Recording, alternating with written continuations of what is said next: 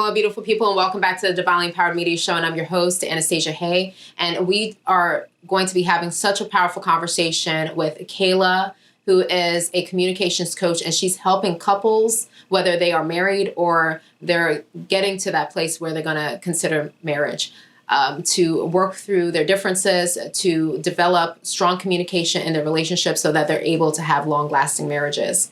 Kala Linville, BSN, RN, NC, BC, is a dedicated nurse with over 22 years of experience, specializing in communication. Since 2011, she has been a communication consultant, working with individuals, couples, and teams of all sizes. Kala actively seeks opportunities to deepen her understanding for interpersonal dynamics.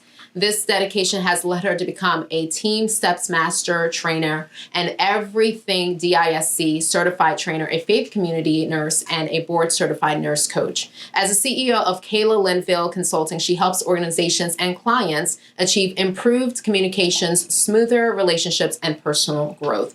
Kala has been married to her husband, Terry, for 19 years. That is phenomenal because a lot of times marriages don't even last 5 years. And they have an amazing 8-year-old daughter and reside in rural Oregon. She has a strong Christian faith and specializes in working with couples looking to improve or rescue their relationships. So for those of you who are constantly bickering and fussing with your spouses, or you notice that sometimes, you come home and they're not there, or whatever the case may be, your relationship is suffering and you feel like you're about to say, I need a divorce. You definitely want to tune in with this episode. There's so many things you need to learn. So, Kala, welcome.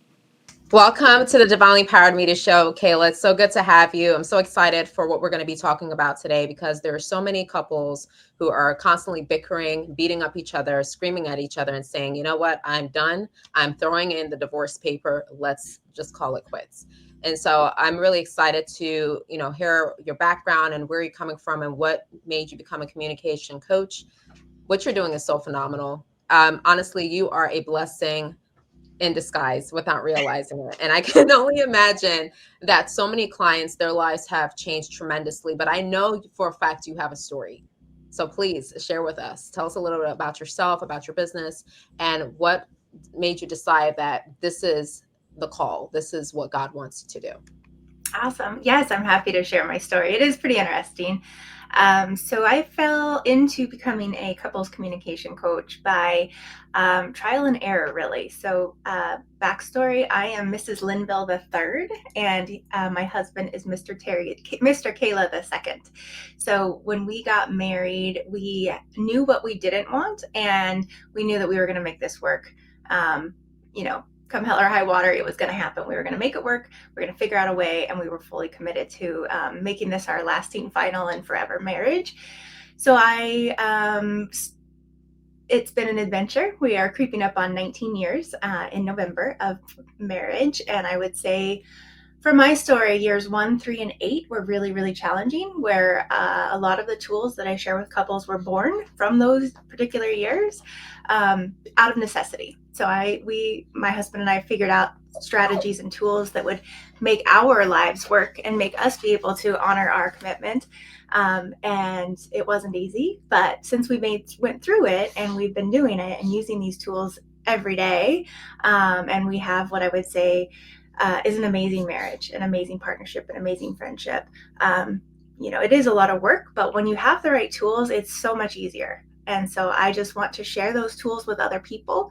And more importantly, I want to give them hope that if they're willing to learn how to communicate with each other better and learn how to support their partner, their life is going to be a lot more peaceful, a lot more fun, and that there is hope. There's always a way to get through something if you're willing to work on it together. So that's kind of how I got started. Awesome. So can you share a little bit about your personal story and how it has brought you to doing the work that you do? Sure. So I basically started out with telling lots of friends as they were going through hard times. I had some friends that were in relationships where they were essentially like, don't let the door hit you on your way out. And that was part of their regular communication on a regular basis. And to me, that was one of the rules that my husband and I came up with in our premarital counseling many moons ago. With our 3 unsuccessful marriages, neither of us had done premarital counseling before. And the church that we got married in required it, which at first I was a little hesitant to be like, okay, well, okay, I'll, that sounds good. We'll do it. We don't have a choice. And I'm so glad we did. We learned a lot of things in that. I think it was a 4-week class that we had to go to. But one of the things that they established was creating fighting rules. So with 3 unsuccessful marriages, we had quite a bit of baggage coming into our marriage. And so it was really important that we didn't let that baggage carry into our relationship. And one of the ways that we combated that was to create fighting rules. For example, if my husband needs space and he needs me to back off and he just needs some quiet time to think, I am not allowed to follow him. So if he goes out to the garage or the shop or to his car, which sometimes happens, if we're not at home, I am not allowed to pursue him and continue the conversation until he's ready to speak, which is really hard for me. That's not the way I was raised. That's not how I fought typically. And so that was one of the rules he established that I needed to respect. And for me, my ex-husband would kind of take off without any notice as to where he was going, and he would be gone for hours to days, and that was really detrimental to my mental health at the time.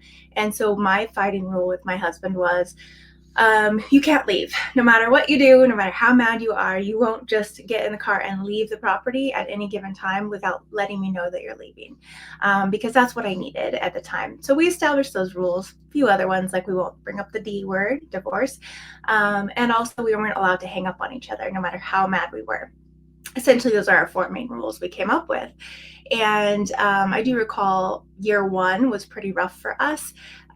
There's also a 14-year age difference. So he was 40 and I was 24 when we got married.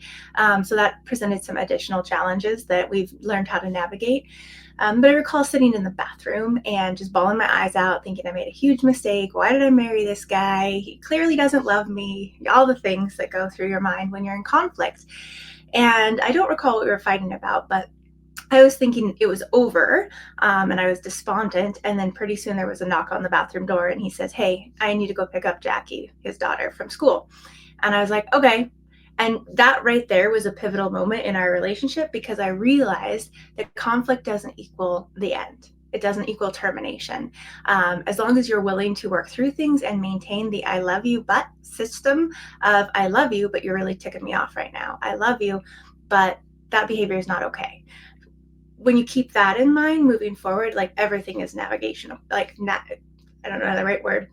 You can navigate anything when you keep that mentality in mind. So that was a pivotal moment when I realized, okay, he does love me. He's following the rules. Even though I'm ticked off and he's ticked off, we're going to honor that. And so that was a huge thing for me. And I don't know that we would have made it 19 years if we didn't have those rules. So everything I've done kind of builds off of that. And I like to work with couples who maybe are amazing but want to be even better, or more importantly, those who are like, I don't really need therapy. I see my own therapist, or my partner won't go see therapists, but they are willing to get some coaching. And so I really like to meet people where they're at and help them figure out what they need to do for their relationship. And no 2 relationships are the same, which also keeps it really interesting. And that's one of the reasons that I love working with couples of all walks of life.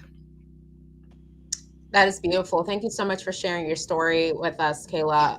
To be honest with you, I love that you mentioned that, yes, you were in the bathroom on the floor crying your eyes out. You're like, is it over? And the fact that he followed that rule, like he remembered to knock on the door and say, hey, I'm leaving to go pick up our child. That's amazing. And 19 years strong.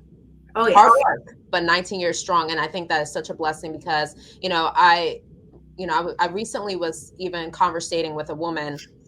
I was witnessing to her and telling her about the Lord, and she was so willing, she was so open to hear what I have to say, because sometimes people will be like, listen, I don't want to have this conversation, I don't want to talk about this. But her and her sister, they were there together, and they were so receptive to the message that I was sharing with them. But it broke my heart when I mentioned to her, because her boyfriend was right next to her. She had a child in her hand, and I was trying to minister to her boyfriend, and the boyfriend didn't want to listen to me. He's like, I'm good. And he walked off and continued doing what he wanted to do. And so the girlfriend, the sister, they're standing and they're hearing what I have to say, and they accepted Jesus Christ as their Lord and Savior right on spot. But when I mentioned to the young lady that, at some point you should get married, At some point, I don't believe God would want you to continue to live in a home with a man that is not your spouse. And she gave me this her face looked horrified when, first of all, when I brought that to her attention. And her response was, to be honest with you, I don't see myself getting married. I don't believe that's for me. So she would rather just have a boyfriend, just call it a day. But she's like, she can't imagine herself ever getting married. And my question to her was, why not? And so immediately she said, I've seen too many terrible marriages, and they were marriages in church, marriages, Christian marriages. She specifically said Christian marriages. And she's like, I'm scarred. And she's like, if a Christian marriage cannot work, much less me, she's like, I'm in trouble. So it really broke my heart. And that's what the enemy's out there to do, to steal, kill, and destroy, to separate relationships, separate families, separate marriages. He just wants to destroy, especially when it comes to the body of Christ, when it comes to Christian families, because out of that Christian mother's womb can be born a prophet or someone that's destined for greatness. I mean, look at Hannah. You're familiar with the story of Hannah, how she prayed earnestly to the Lord about blessing her with a child. And she cried and she cried and she cried because the other wife was able to have children. She wasn't. And just by faith alone, God eventually answered her prayer and she gave birth to a prophet. Praise God, by the name of Samuel. So that right there is so intimidating to the enemy's kingdom. Mm-hmm. And so I want to thank you so much for sharing that with us. Now, the question I want to ask you, when couples are coming together for the first time, they love each other, in the beginning stage, it's beautiful, it's romantic. But then now they're getting to a place where they want to spend the rest of their lives together. Mm-hmm. Would you think it's wise for them to get premarital counseling? Is premarital counseling something that's needed at all times? Or can they sit down and ask those important questions like, hey, Bob, what are your pain points? What are some things you hate or dislike? Like, I would call it courting. Mm-hmm. Can they sit down and have those conversations like best friends and talk about these important things and making sure that they're following through with it as they go through their marital journey? What's your Yeah, thoughts? I think that premarital counseling is great if especially like the church that we attended was a non-denominational Christian church at the time, and there were other couples in there who were already living together and other things, and they didn't look at all of that as you're not allowed to get married in our church. I know different denominations have different standards and rules, as if, there's lots of different things that go into it, but I loved that they brought it together and they educated us, which was really important, I think. And going into our marriage, having that knowledge of what men tend to strive for and want and need is recreation, and what women need is intimacy and physical touch. Typically, everybody's different, but they educated us on those sort of things. So I don't think that it's necessarily necessary that you go through a formal premarital counseling. I do think it's imperative that if you're considering getting married and signing up for life with someone, that you know yourself. Because if you don't know you and you don't know what you want and you don't know how you navigate through conflict, it's going to be really tricky to figure it out in the heat of the moment when you have another whole person that's going through conflict and figuring themselves out. So when you're mature enough to go into a marriage saying, I am not dependent on this person, I'm not marrying them for insurance, I'm not marrying them, so that I can have a baby on the timeline that I want, whatever the motives might be that we tend to, human nature gravitates, and our culture pulls people into relationships, I think, for the wrong reason often. But if you know yourself well enough to know that I am a whole, healthy, complete person, and I'm going into this relationship with another whole, healthy, and complete person, and we are choosing to do life together, I think getting to that mentality is imperative to have a successful relationship. If you do it before you're married, then you have your own space, your own time, your own however long and whatever methods you need to figure yourself out. If you wait until after you're married to start that journey, it's a lot more complicated because now there's two of you trying to figure yourselves out. So that's one thing, is just making sure you're mature enough to go into that relationship as a whole, healthy person. But I do believe there are different ways you can do it. Like you said, sit down with them and say, hey, what are your non-negotiables? What are the things that you, what are fighting rules going to be? Like, what's important to you? Ours are not hanging up on each other was a mutual one. Neither of us liked being hung up on ever. And so there are times, I remember many times over the 19 years being in Safeway, super ticked off. We pushed each other's buttons. And we may not say, I love you, because we're so ticked off. We know we love each other, but we'll just be like, all right, well, bye. And so just not hanging up on each other. I think maybe 5 times in 19 years we actually hung up on each other mutually. But for the most part, just having that rule established has been huge in our relationship. So you can do that on your own. I'm sure there are resources out there that you can get your hands on. I'm working on a kind of a guide for pre-marriage guide that I'll be able to share down the road with folks as well, if they want to utilize that as a way of sitting down and going through that process together. But always looking into the options, maybe premarital coaching if you don't need premarital counseling. It just varies couple to couple, but a whole healthy person choosing another whole healthy person is going to be the best way to ensure you're going to have a long and lasting relationship. So true. Great tips. Great tips. And so, another question that I want to ask is, couples who are coming together, do you believe that a marriage can have more goods and more ups than downs? Because, a lot of single women who are thinking about marriage, or maybe they were raised up and they saw marriages just never really always had a positive outcome. Like it's like, okay, there was more bad times than good times. Is it possible that two married couples can just have more good times and have a happy marriage? Is there such a thing? There is such a thing as a happy marriage. Yeah. Absolutely. Yeah, I think the biggest issue with people looking at what they don't want, a lot of women in particular, but I have met some men who are like, nope, never getting married, never going to happen. And when you, like you did with the young lady, ask them why and try to get to the bottom of it, that's where some of the work has to come in. That's where you have to uncover why. What did I see growing up? Or what have I seen in my peer group that makes me not want to go down this path? And I think there's way more examples of bad relationships or unhealthy relationships than there are good relationships. I don't think those are showcased as much, but part of it is the bad is easy to look at and the bad is more exciting for a lot of people. You might see it on socials, you might see it on television, those drama, ex-husbands, ex-wives get all this credit for, adding spice to life. But honestly, like, to have your best friend be the person that you get to wake up and choose every day is a huge blessing. And I know for myself with my now husband, between marriages, so I got married at 20, divorced at 22, and remarried at 24. In those 2 years between, I prayed fervently for my husband. And I wasn't attending church regularly, but I knew that I had a strong relationship with God and that he was going to get me through whatever happened. And I didn't even know who my husband was, but I just prayed regularly that God would make my heart and make me ready for him and make him ready for me, no matter where we were or what we were doing.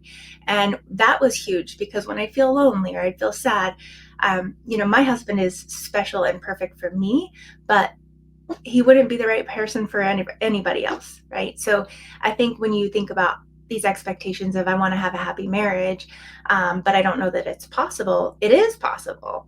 It does take some work, but it also takes finding that person that you really, really want to connect with and being willing to see it through the hard times, not giving it up. True story. I have a tattoo on my leg with my husband's name, first and middle name on it.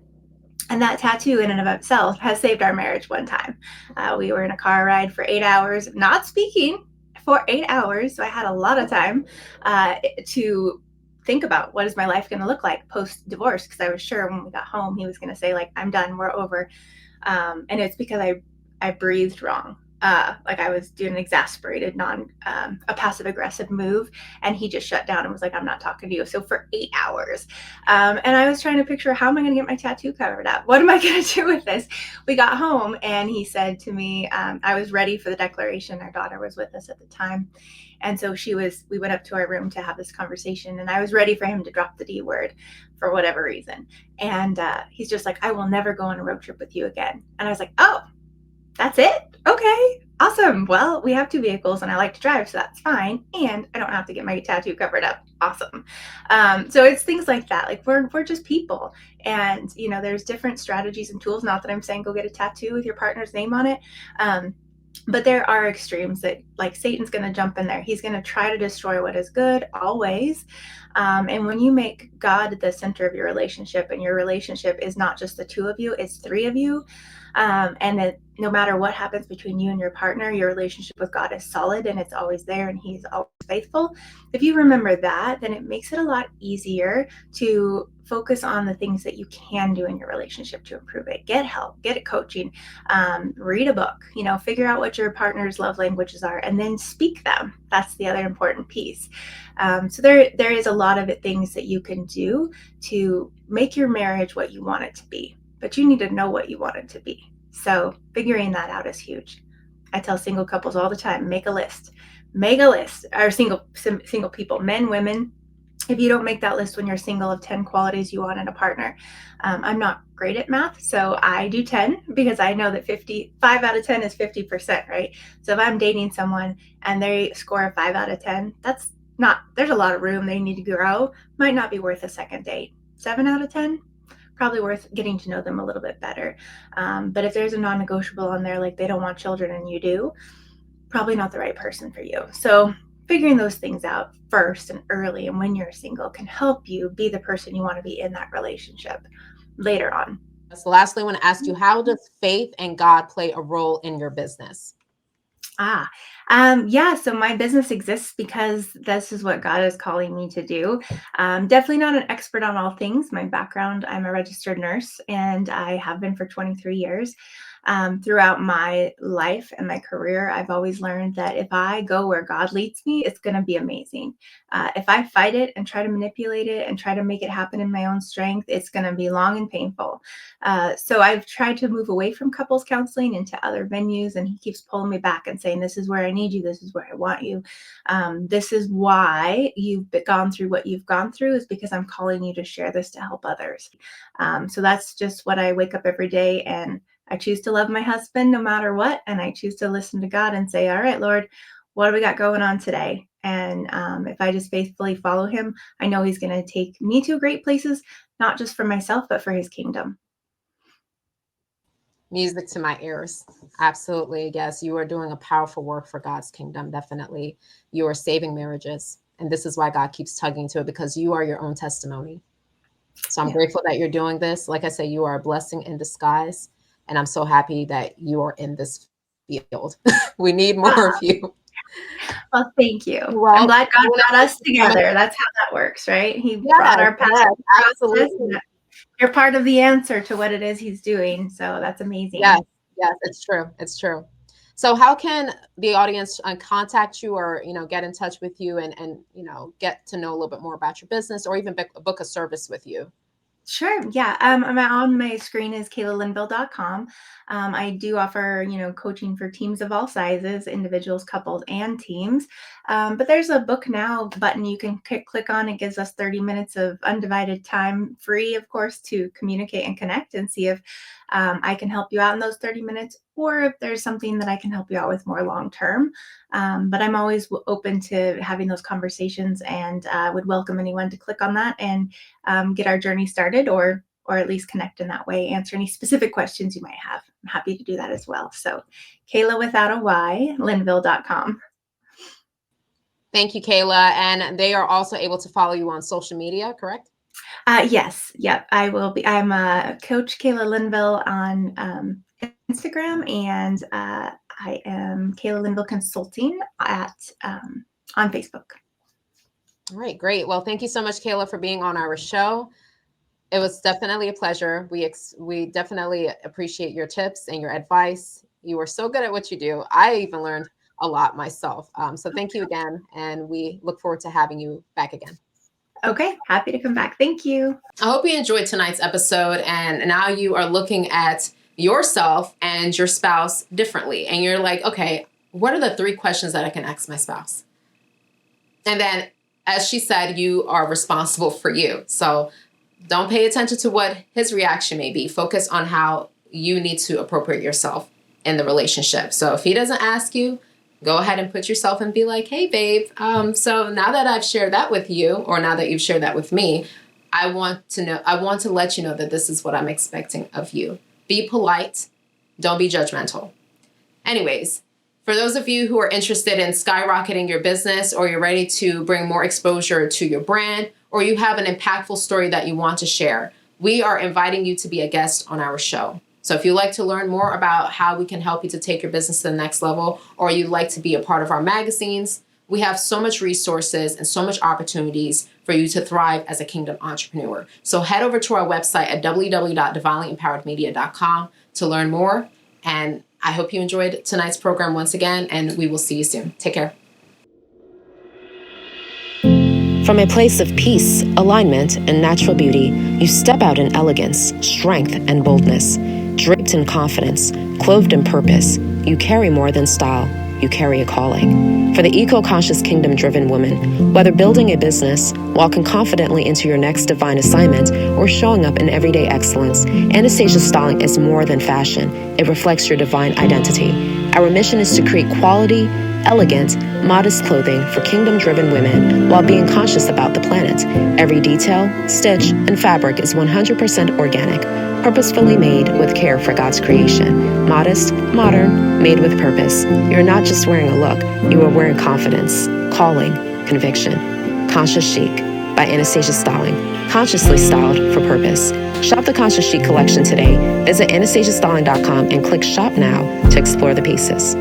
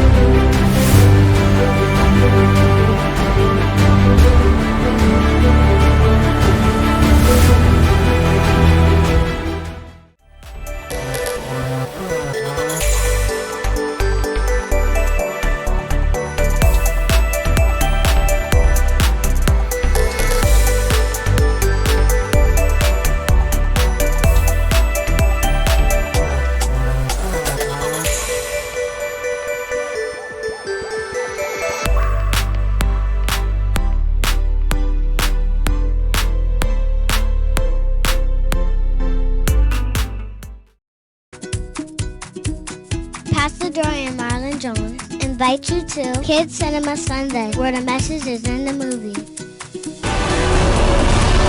Look! Don't be afraid. Radio.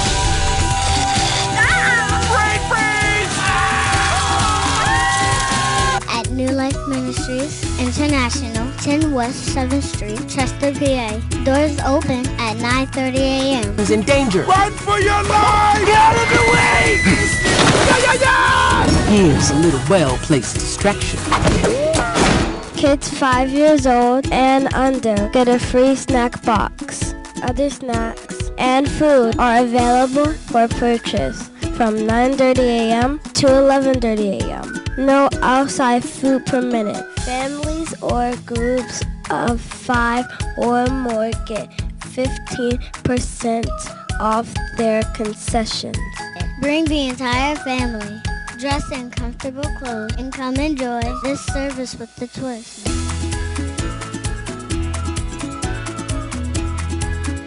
Don't miss A surprise showing for Kids Cinema Sunday.